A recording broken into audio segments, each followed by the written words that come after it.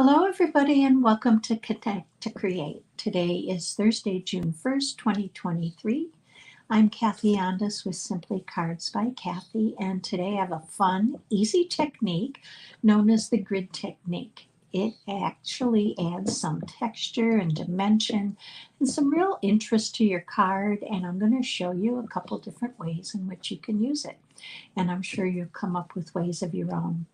Now, if you're new to Connect to Create, it is a collaboration between myself and another Stampin' Up! Demonstrator and a very good friend, Pat Fairless from Fairless Stamp and Flair.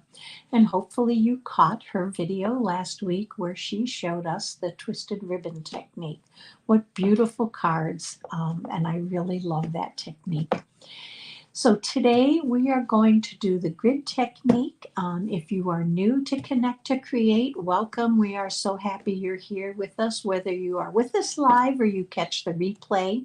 Thank you for supporting us and helping us grow our channels. And I'm anxious to get started. Now stay with me through to the end because it really is an easy and quick technique. And then I'm going to show you 3 samples in which I use the grid technique for my card making. All right, let's flip this camera down and get started. Okay, hopefully you can see and hear me well. Now for today's technique, we are going to use the scoreboard. I have going to show you 2 different ways in which we can do the grid technique. And then I'm going to show you the cards. So I'm going to bring in my scoreboard. And I have a piece of 4 by 5 1/4 because it's going to be one of my layers. Now I'm going to pull the scoreboard down. And with this, you want your short end to be, I'm going to put mine at 3, and you want the other end to touch the other side where the ruler is. We are going to be using the ruler up across here, and I'm going to show you where we actually score using our scoring tool. And this one I'm going to do every inch. So I'm going to start at 3. And I want to use my wide end because I want those, the grid to be quite prominent. And I'm just going to score all the way down. I'm going to go over another inch at 4, and I'm going to score all the way down. I'm going to go over to 5 and score all the way down.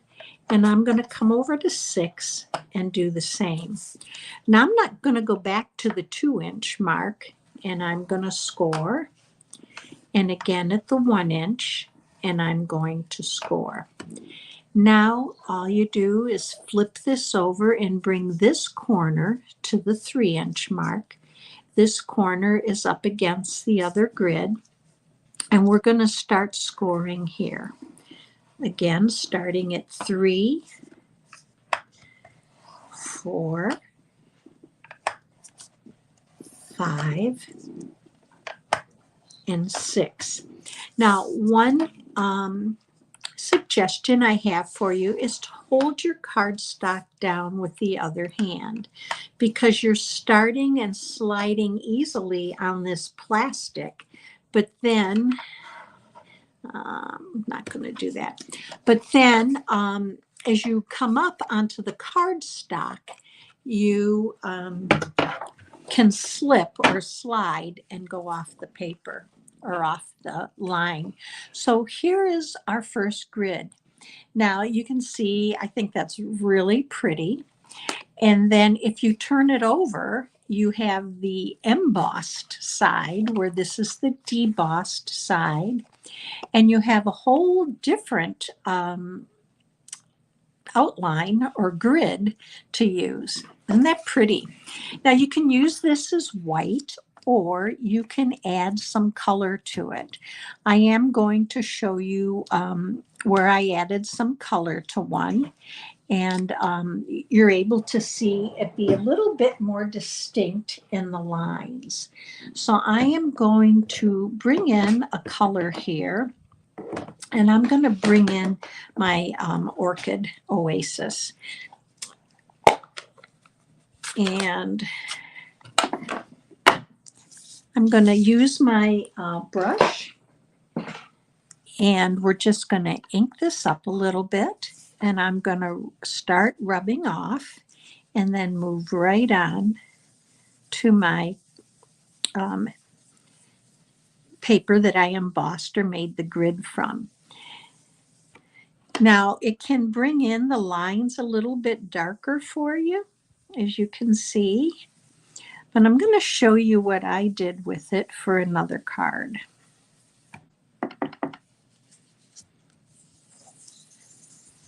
And you just keep going, and you can see in here it picks up a little bit more of the color and darkens up that line that you embossed with your scoring tool. Or I should say scored with the scoring tool. But to me, it almost looks like embossing.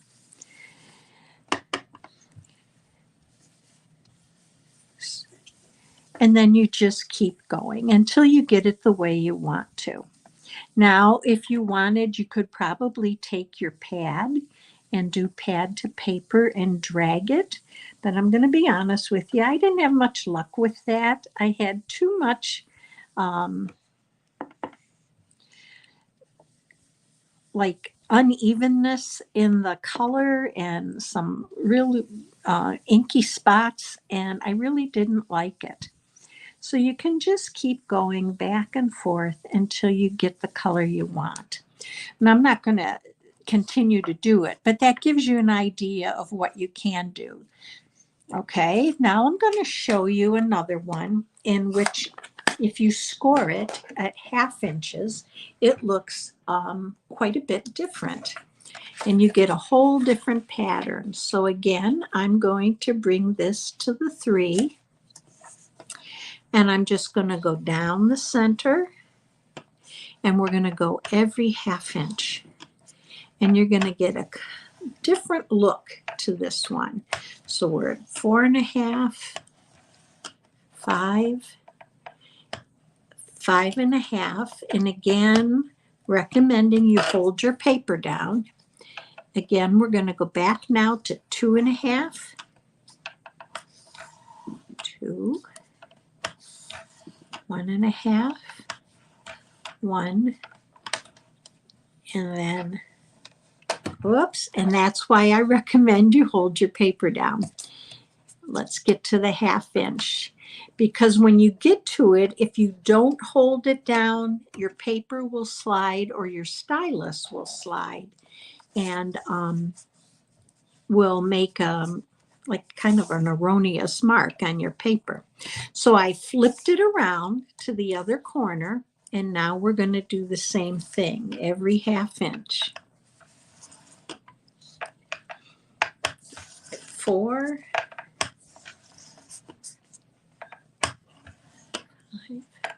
5 1/2, and 6. Then I'm going to go back to the 2 1/2,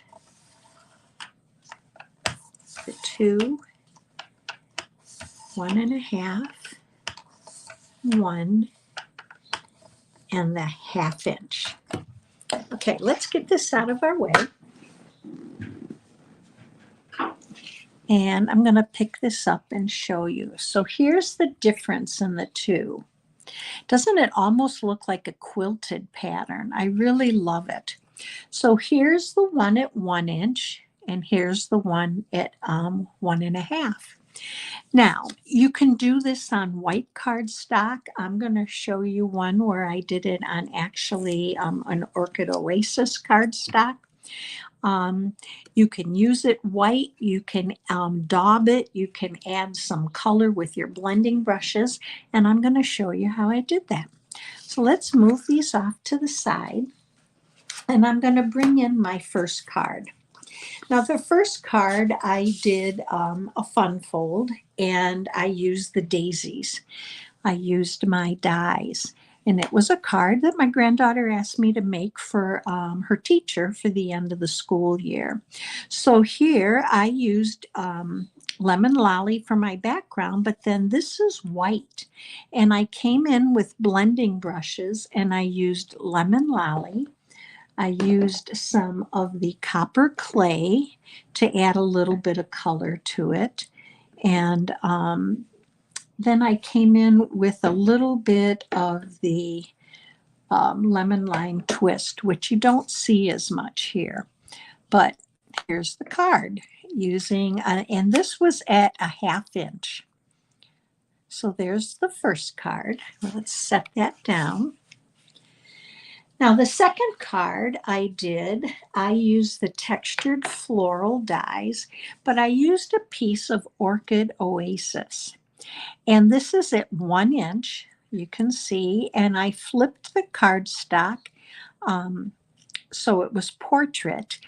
But what I did with this one is I came in with a blending brush with Orchid Oasis, and you may or may not be able to see some of the color, but it did accentuate the scored lines so that they are a little bit darker and pick up the color.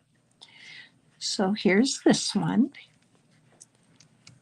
Now this one is completely different. What I did with this one is I used the Calm and Quiet, which is a host stamp set in the new catalog, and I stamped the large image. I'm going to bring that in just to show you. It's quite a large stamp. I stamped the image and colored it, added a little bit of Tahitian Tide, Balmy Blue with a blending brush on the background. Then I went and put this to the scoring tool and scored my lines after it was stamped and colored. And hopefully you can see it. It just gives it a whole new look with a lot of texture and some dimension to that stamped image. So 3 different ways you can use it. Use it on actually 4. Just use the white, basic white. You can add some color with blending brushes to accentuate the lines. You can use it on colored cardstock, and you can actually stamp your image, color it, and then do the grid technique. So couple different ideas. So let me bring you back to me for a minute. I hope you enjoyed today's grid technique. It really is easy. It doesn't take a lot to do, and it adds a lot of dimension and texture and interest to your cards. So again, if you liked today's video, please give it a thumbs up and help Pat and I grow our channel. We appreciate your support, and Pat will be back with you next week. I'm not sure what the technique is, but whatever it is, her cards are always gorgeous. So you have a great rest of your week, safe and weekend. Take care, and we'll be back with you next week. Have a great week, everybody.